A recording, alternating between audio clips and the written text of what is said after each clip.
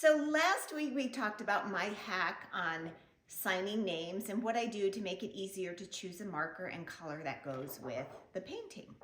Today I want to talk to you about where to sign the painting. So there are two schools of thought: artists that don't believe in signing their paintings and artists that do.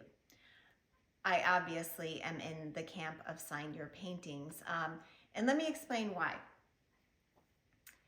I know that some people feel very strongly about not signing the front of their work, or some artists sign the back. I know an artist, I actually bought one of her work, where she'll take like a big scoop of gesso and smear it on, let it dry, and then signs her name there. And that is totally, anyone's prerogative, but here's my thought on that. If you are selling your art and your clients are, art collectors, now highly likely that their friends are art collectors and admire, right? We have friends that are like us.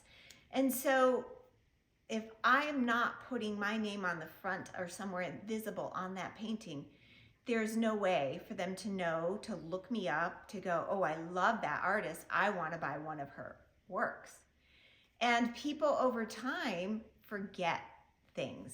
They may forget the name. If, they only have one piece of yours and, it was bought a while ago, well, they may not want to go grab it off the wall to show this person because, it can be a pain, right? Depending on the size of the piece, if it's a big piece, it's a hassle to take it off the wall and just, look behind to see if the name was there.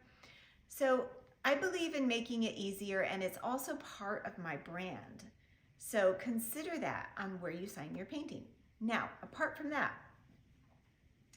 I tend to sign on the bottom right or left, depending on what I did, if there's a lot of texture on the painting, or the colors are easier to make a signature visible on one side.